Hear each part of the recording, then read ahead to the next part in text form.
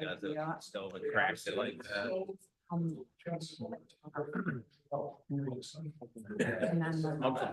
it turn out? There's seniority rates here. But I don't, well, that'd be. Yeah. Oh, yeah. Once we get. So you have to fall asleep. That does. would not be hard. He doesn't smile, he doesn't give So that's why I included it in here this time because it's something that's coming. Yes. Yeah, we got till July. Yes. Well, I mean, it goes live July 1st, so we probably need to have our radios done before. Oh, definitely. I had no idea about it. I didn't even know about. Yep. They'll do that afterwards. You'll see after the meeting. What'd you say? We're good? Okay. Going to go ahead and call the meeting to order. It's 3 p.m. First item on the agenda is going to be the approval of the minutes from the prior meeting. We have a motion. by Dennis. We have support. Any discussion? None. All those in favor signify by saying aye. Aye. Motion carries. Next will be the under the report section, will be the finance report. Okay, as you can see right now, our percentage should be at 16.66%. And we are actually just over that. Or just under that, I'm sorry, at 16%. And the reason it's there is because we've paid our annual Tyler contract. If you look at the line item 809 under service contracts, you'll see that there's a large chunk of money. That's because we paid Tyler for our annual contract for our maintenance. Other than that, I'll entertain any questions anyone has on the finance. Revenues. I'm sorry, Expenditures, not revenues. did I look at the wrong line? I'm just making sure. For the, Oh, I did. I'm sorry. Expenses is at 19%. So that's why we're over. Any questions on the financial report for the director? Okay, hearing none, I'll take a motion to put the financial report on file. So move. Motion for the sheriff. Support, Dispatcher Benner. All those in favor signify by saying aye. aye. Motion carries. Next item on the agenda is going to be the director's report. My report was included in the packet. Does anybody have any questions?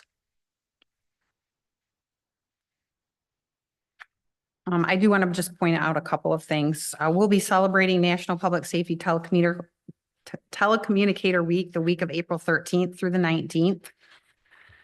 Some very exciting news is that for about 4 years, we've been working with Clemis, that is our records management provider, to try to do an interface with our CAD system. And we were finally able to accomplish that.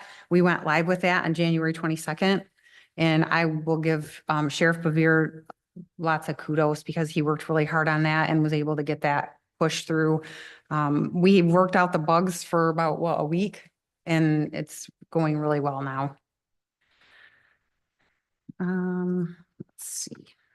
There are some other things on here, but I have those under existing business and new business, so I'll cover those then. The other thing is the countywide tornado siren test will be held on March 20th at 5:55 p.m.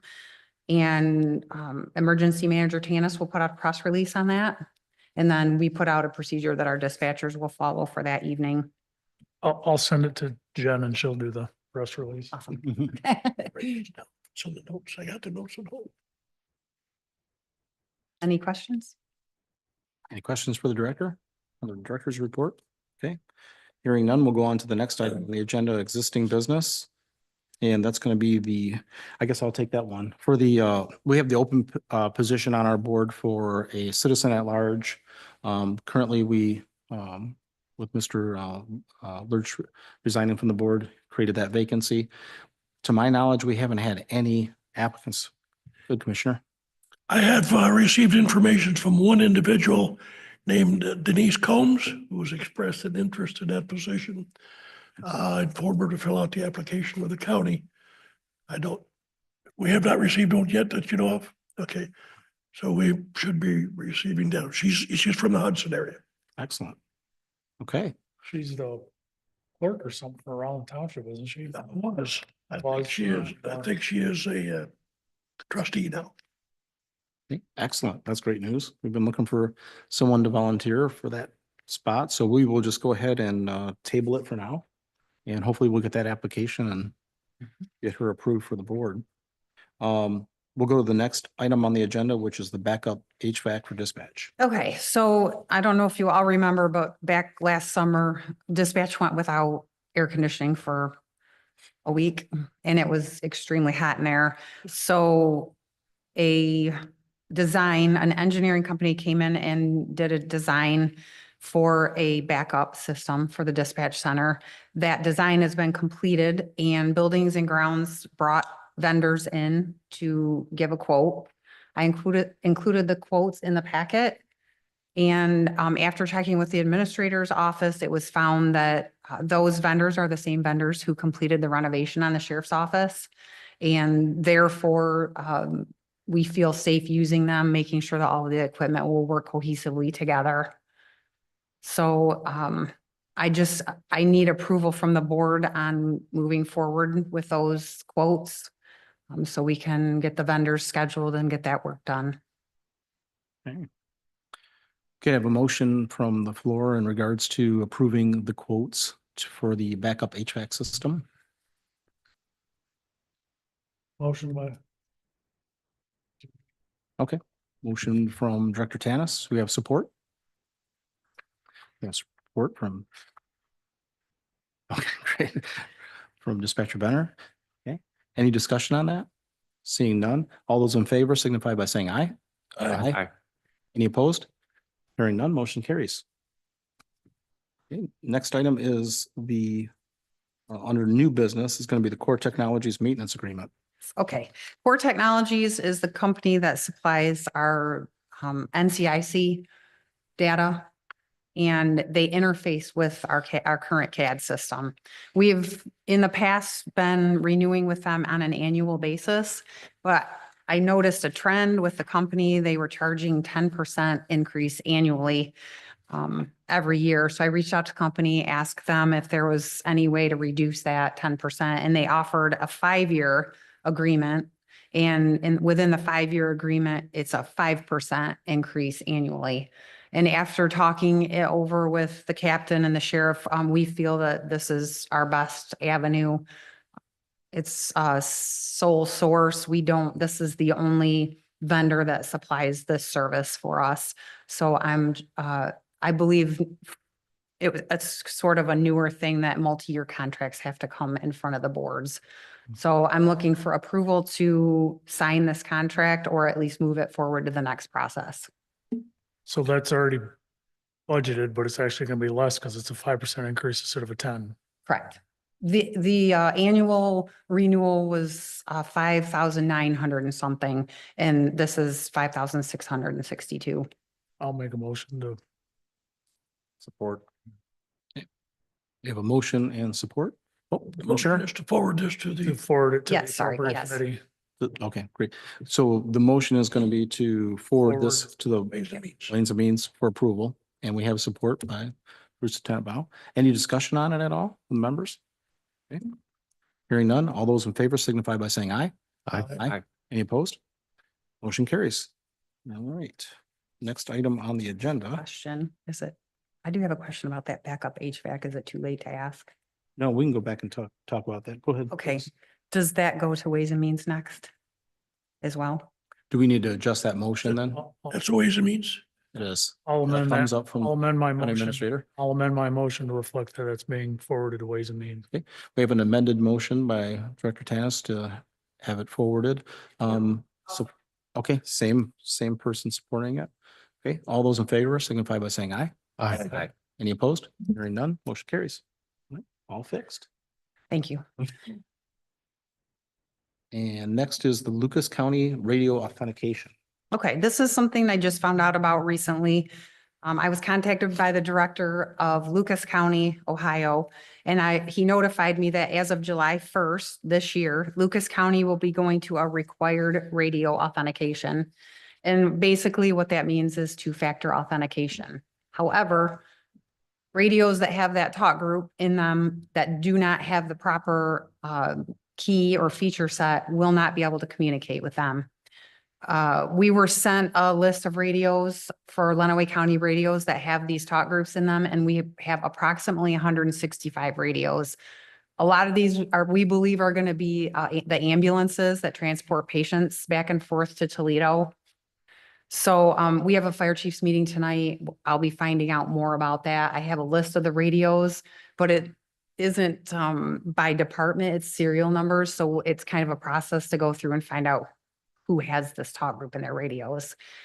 So I definitely wanted to let this board know about this because there is going to be a cost involved at some point when we figure out what the next steps are. It's going to probably be purchasing and installing they call a feature set. So there will be a fee in that. I will be bringing that probably to the next meeting, which is in May. We're going to need to get our radios updated as soon as possible. Mhm. What's the deadline on it that they put on it? Well, they're required to have it by July 1st. So if it comes here in May, does that then have to go to another committee? It depends on if we're gonna pay for the cost or if those costs are gonna be pushed out to the users. That's why we wanted to bring it up here is just informational because we don't know exactly where the cost is gonna come from. So we wanted the board to. Well, is that know cost available in the budget? We don't know what the cost is yet. It's taking a lot of research with the state of Michigan and also PNR Communications, our vendor. They're trying to figure out what we have to do. Yeah, and one would have to assume that if Lucas County is doing it, then it's probably something that's probably more of a nationwide push for dual authentication, so I'm not sure who I mean, handles it. if that it's says that PNR. all new radio purchases have to have that. So it's probably is a, Mhm, It's any radio purchase prior to 2020. okay. My question was, it also, there's two different radio systems in Ohio. There's the Northwest Ohio radio system. I can't remember the full name of it. And then there's also the MARC system. Do you know if Fulton County is on the MARC system? Don't- I don't want to, I can't remember. Fulton County's on one and Lucas is on another, I believe. So Lucas is Northwest Ohio. That's what I So believe. Fulton must be on MARC's. I believe so. The unfortunate news with that is that each of those systems requires a key. Hmm. So say one of so our south. the radios will have to have two keys. Correct, if they have both thought groups. Which I'm gonna think maybe some of the southeast, We do, Morency does. yes. Mhm. So some of the radios could be double the cost. But as it stands right Do now. all ALS transport to, Like the fire. at some point, end up transporting to Toledo? Lucas County would only allow so many radios onto the system. Those, the both. So not every department has those. It's only our. Good, sure.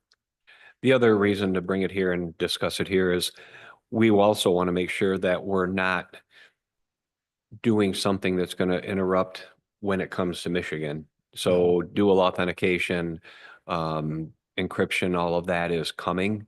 And so for us to work with our partners in Ohio and get the radios set for dual authentication, we want to make sure that if that we are going to have the same dual authentication in Michigan, because I would hate to do it and then have to redo it. Mhm. So there's a lot to it. And so it definitely bears being watched by probably 3 or 4 different committees. Mhm. Well, and the only reason I asked is on the timing is because you got to go to it by July 1st or those radios won't work. So is that going to give us enough time Mhm. to get all those answers and still get the programming done. We could before July potentially call a 1st. special meeting once we figure out how much it's gonna be or what our next steps are. Mhm. Yeah, It was only like a week ago that we found out too, so I mean, the Mhm. information that we've gathered so far has actually been quick. Yeah. Yeah, go ahead, sir. All I would say is, because obviously it does affect like our department, Blissfield, Briga, Morenci, Palmyra, Adrian City. If I remember right, Lucas County only allowed so many members on there. Yeah, if we get stuck with like in a month, that could be tough. And those agencies that way transport almost, sometimes I would venture to guess more to the south for Flower and Toledo than we transport to Hickman.